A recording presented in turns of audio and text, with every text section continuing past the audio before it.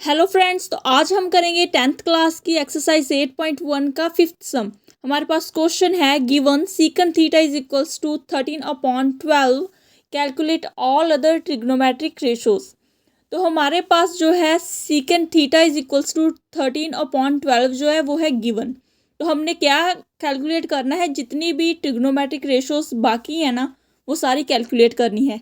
तो इसके लिए सबसे पहले हमने क्या कर लेना है, एक right angle triangle A B C draw कर लेनी है, जिसमें जो थीटा एंगल बनाना है हमने वो ए पे बना लिया है और राइट एंगल जो बन रहा है वो बी पे बन रहा है। तो ए बी हमारी हो जाएगी एडजेसेंट साइड, बी सी हमारी हो जाएगी ऑपोजिट साइड और ए सी हमारी हो जाएगी हाइपोटेन्यूज। हमें गिवन है कि secant theta is equals to 13/12। तो हमारे पास सीकेंट थीटा और क्या होता है, hypotenuse divide bye adjacent side होता है सीकेंट थीटा।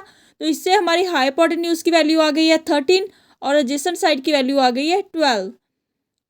हाइपोटेन्यूज हमारी कौन सी थी, ए सी। तो हमने लिख लिया है secant theta is equals to A C divided by adjacent side हमारी कौन सी थी, ए बी। तो हमने लिख लिया है डिवाइड बाय ए बी। तो ए सी की वैल्यू हमारी आ गई है 13 और ए बी की वैल्यू हमारी आ गई है 12। हमारे पास जो दो वैल्यूज आ गई हैं वो है हाइपोटेन्यूज की और एडजेसेंट साइड की, मींस बेस की। तो हमने परपेंडिकुलर की वैल्यू निकालनी है, तो इसके लिए हम यूज करेंगे पाइथागोरस थ्योरम। तो वो होती है हमारी hypotenuse square is equals to base square plus perpendicular square. Hypotenuse है हमारा ए सी, तो हमने लिख लिया है ए सी स्क्वायर। बेस है हमारा ए बी, तो हमने लिख लिया है A B square plus perpendicular है बी सी, तो बी सी स्क्वायर लिख लेंगे। ए सी की वैल्यू थी 13, तो हमने लिख लिया 13 का square is equals to A B square हमारा हो गया। ए बी की वैल्यू थी 12, तो 12 का स्क्वायर। बी सी हमें गिवन नहीं है तो इसीलिए हम बी सी को एज इट इज छोड़ देंगे। 13 का स्क्वायर होता है 169 और 12 का स्क्वायर होता है 144 plus B C square as it is. अभी बी सी स्क्वायर की वैल्यू निकालेंगे तो 169 जो बी सी के साथ प्लस हो रहा है 144 वो हम कर देंगे सब्ट्रैक्ट 169 से, तो हमारा आ जाएगा 25। मीन्स हमारा B C square is equals to 25 आ गया है।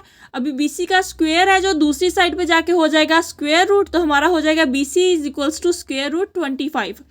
25 स्क्वेयर रूट हमारा होता है 5, तो हमारी बी सी की वैल्यू क्या आ गई है 5। अब हमें पता है कि जो साइन थीटा होता है वो होता है opposite side divide by hypotenuse. Opposite हम साइड जो हमारी थी वो थी बी सी और हाइपोटेन्यूज था हमारा ए सी। तो बी सी की वैल्यू हमने निकाली थी अभी 5, तो ए सी की वैल्यू जो पहले हमने निकाली थी वो थी 13, तो हमारा साइन थीटा हो गया इज इक्वल्स टू 5/13। इसी तरह हमने कॉस थीटा निकाल लेना है, वो होता है हमारा adjacent side divide by hypotenuse. Adjacent side है हमारी ए बी और हाइपोटेन्यूज है हमारा ए सी, तो हमारा कॉस थीटा की वैल्यू आ गई है 12/13, क्योंकि A B is equals to 12 और A C is equals to 13। इसी तरह हमने निकालना है टैन थीटा। टैन थीटा होता है opposite side divide by adjacent side. तो ऑपोजिट साइड है हमारी बी सी, एडजेसेंट साइड है ए बी। तो बी सी की वैल्यू थी 5, ए बी की 12, तो हमारा टैन थीटा हो गया 5/12। इसी तरह हमने निकालना है कोसेकेंट थीटा, वो होता है hypotenuse divide by opposite side. Hypotenuse A C वाली साइड थी, ऑपोजिट साइड थी बी सी।